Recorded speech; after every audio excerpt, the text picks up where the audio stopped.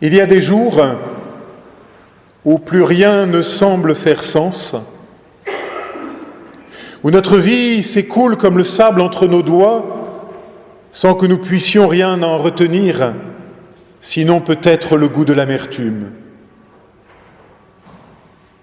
Oui, des jours où l'absurde et le chaos semblent partout triompher, où il n'y a plus de place pour demain, où aujourd'hui même semble vain. Oui, il y a des jours comme cela, et l'on a beau se dire, secoue-toi, bouge-toi, fais un petit effort. Celui-là même, l'effort, semble condamné à l'insignifiance et au désespoir. Et toute notre foi, et toute notre sagesse, et toute notre expérience, fût-elle pastorale, semble alors ne ressembler à rien.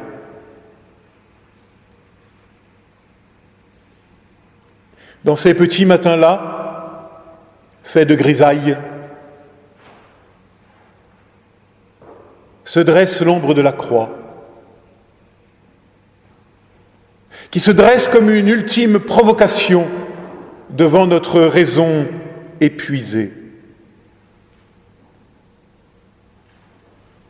Face à ce désespoir, une seule réponse, comme en une ultime provocation à la nuit, la croix du Christ dressée. Seul signe donné, seule sagesse offerte, la folie d'une croix dressée. Car c'est bien de folie qu'il s'agit. Nicolas Cabasilas, au XIVe siècle, je l'ai déjà cité, nous disait « Dieu voulait nous convaincre qu'il nous aime d'un amour fou. » Alors il invente cet abaissement, se met en état de subir maux et tourments, afin de convaincre de son amour ceux pour qui il souffre passion, afin de pouvoir attirer à lui tous les hommes. Fin de citation. Oui, folie. Folie aussi pour nous de croire qu'il existe un autre chemin possible que celui du désespoir, mais qui, loin de fuir le désespoir, l'affronte au contraire du dedans, et vient du dedans, du plus profond, du tréfonds même du désespoir, l'ouvrir de sa présence et de sa parole. Car c'est cela, la folie de la croix, la folie de Dieu qui vient nous rencontrer et nous accompagner au plus profond de nos désespoirs et de nos doutes. Me vient à l'esprit ces paroles d'un vieux cantique issu de la communauté des frères moraves au XVIIIe siècle. Tu nous aimas, ô bon berger, d'un amour sans mesure, d'un amour qui veut supporter l'épreuve la plus dure. Dans un profond abaissement, tu t'offres à notre vue, en peine, en souffrance, en tourment, pour la brebis perdue. Chacun de nous est la brebis que ta parole appelle, et désormais tu nous conduis dans ta bonté fidèle.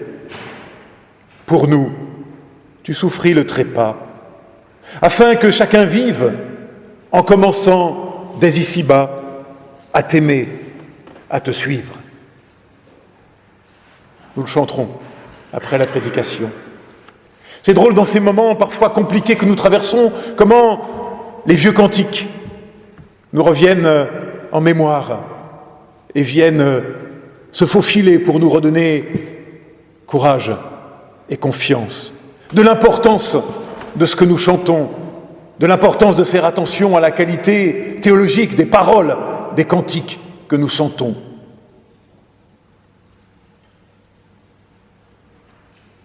En commençant dès ici-bas à t'aimer, à te suivre. Voilà la réponse de Dieu, la folie de son amour, la folie de sa présence à nos côtés désormais, la folie de nous confier la prédication de cette folie même aussi. Oui, nous prêchons un Messie crucifié, scandale pour les Juifs, folie pour les païens. Mais pour ceux qui sont appelés, tant juifs que grecs, il est Christ, puissance de Dieu et sagesse de Dieu. Attention ici de ne pas faire je ne sais quelle lecture sacrificielle de notre croix. Je l'ai déjà dénoncé. Mais contemplons seulement l'amour fou d'un Dieu qui vient nous rencontrer et nous accompagner jusqu'au bout de notre humaine condition. C'est-à-dire jusqu'au bout du désespoir, jusqu'au bout du tragique, jusqu'au bout de la souffrance et de la mort la plus terrible et la plus infamante. Pas de logique sacrificielle, redis-je, car elle me met en colère, comme elle mit d'ailleurs en colère Jésus lorsqu'il entra dans le temple au tout début de l'évangile de Jean. Car quoi ? Chassant les changeurs, les bœufs, les brebis et les colombes, c'est bien toute la logique sacrificielle que Jésus vient faire voler en éclats. Car si plus de bœufs, de brebis et de colombes, alors plus de sacrifices possibles, tout simplement. C'est cela même que Jésus vient contester, et de la manière la plus radicale qui soit. Car il ne s'agit pas ici de je ne sais quelle purification du temple, comme on l'a par trop souvent prêché, non, mais d'une contestation radicale de toute logique sacrificielle, de toute la logique religieuse de l'époque, et de celle de toujours, c'est-à-dire celle du donnant-donnant, du marchandage avec Dieu, du business avec lui. Je te donne tant, tu me donneras bien tant, n'est-ce pas, Seigneur ? Ce jour-là, c'est toute cette logique-là que Jésus débarrasse pour faire exploser la mécanique bien huilée de nos convictions toutes faites et de nos catéchismes à l'emporte-pièce. Et il faut toute la colère du Christ pour réaliser cela.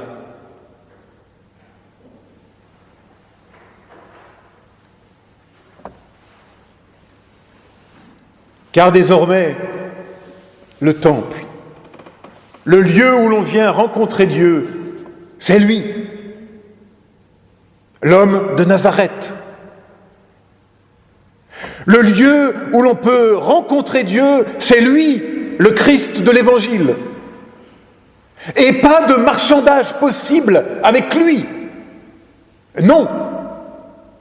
Le suivre devient simplement, pour chacune et chacun d'entre nous, une question de vie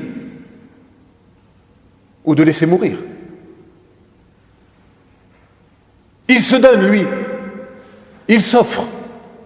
Non pas à notre place, mais pour pouvoir nous rejoindre et barrer désormais la route à tous nos fantasmes de toute puissance et de bonne conscience.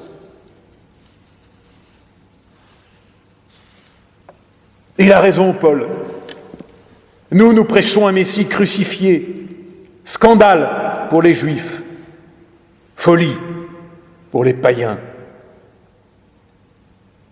Car il aurait été tout de même plus convenable que l'homme-dieu ne finisse pas sa vie entre deux brigands.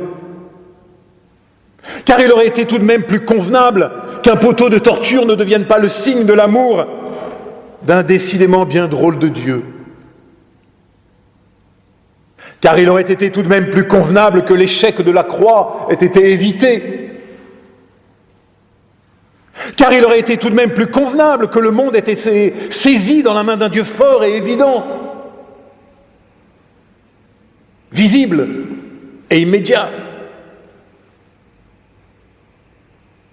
Mais voilà que l'Évangile se présente à nous comme tout le contraire de ce qui aurait été convenable,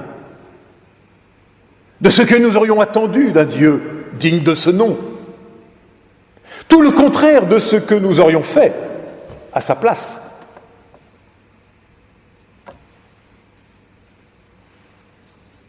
Mes amis, nous avons Je le pense vraiment, par trop occulter cet aspect de rupture fondamentale qu'est l'Évangile avec tous nos discours dominants.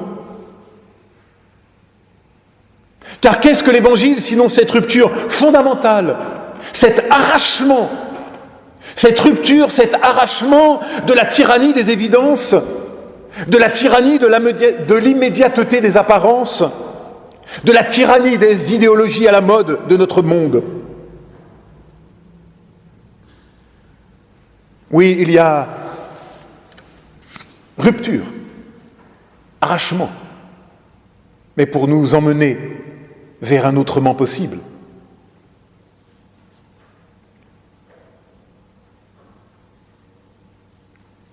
Mais me direz-vous, au pied de cette croix, pour nous, aujourd'hui, que reste-t-il ? Sa présence, bien sûr, mais comment peut-elle encore éclairer nos existences ? Mes amis, ma sœur, mon frère, entre espoir impossible et désespoir, je crois qu'il nous reste ce que Dieu nous donne, c'est-à-dire l'espérance. L'espérance n'est pas l'espoir, ni l'optimisme. L'espoir, l'optimisme, c'est ce que nous voyons, pensons, projetons à vue humaine. Et parfois, à vue humaine, justement, l'espoir semble impossible. Le désespoir, c'est toujours à vue humaine l'avenir bouché, barré, interdit. L'espérance, c'est autre chose. C'est le nom même de Dieu, disait Jacques Ellul. L'espérance, c'est le nom de la foi pour demain. La foi, c'est le nom de l'espérance pour aujourd'hui. C'est-à-dire la confiance, non pas en moi, non pas en nous, mais qu'en moi et en nous, grâce à la folie de la croix, justement, eh bien, une autre manière d'être au monde est possible, parce que cela nous est donné, offert. Qu'est-ce que l'espérance ?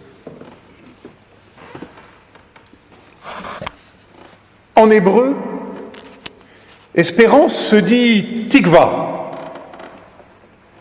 Et tikva, en hébreu, qui est une langue polysémique, où chaque mot peut avoir plusieurs sens, tikva signifie aussi la corde.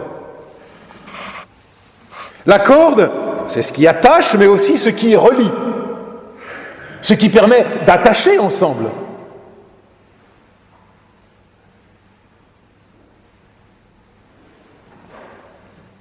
Une brève parabole.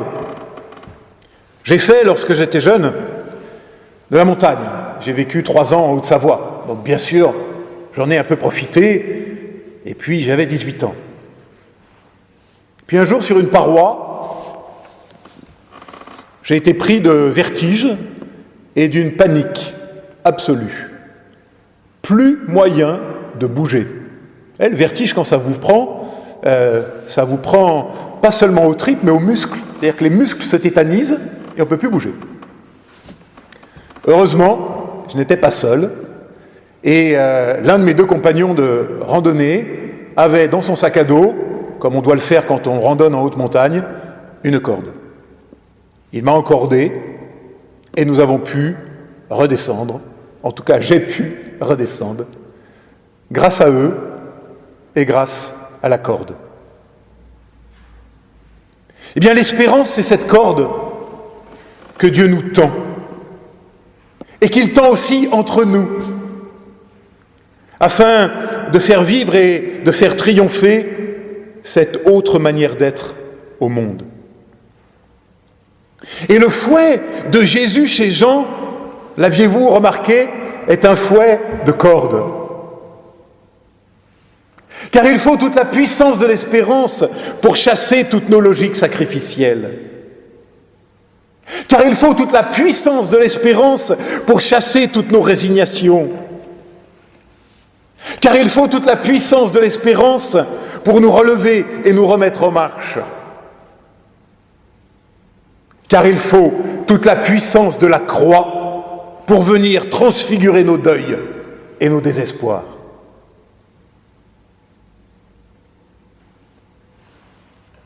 Ma sœur, mon frère, l'espérance, c'est le nom même du Christ.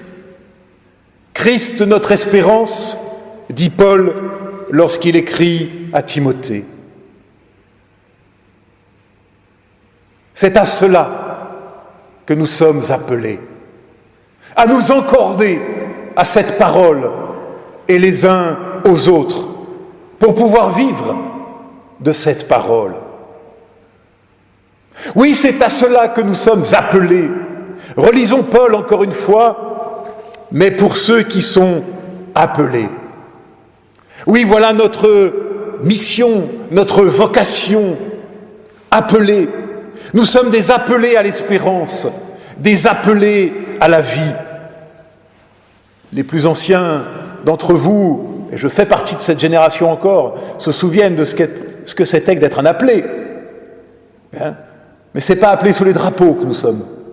Nous sommes appelés à vivre sous la croix et d'en vivre. Nous sommes appelés et désappelés à être fixement enracinés à cette corde de l'espérance. Et je nous laisse, pour terminer, à méditer ces mots de Francine Carillo. Ainsi nous serions appelés par plus grand que nous, confiés à une haute tendresse qui redresse la confiance et ranime l'espérance.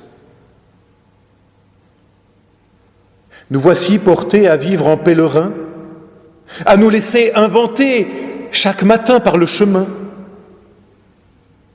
à chercher sans fin la main de lumière qui dessine en avant de nous d'imperceptibles clairières.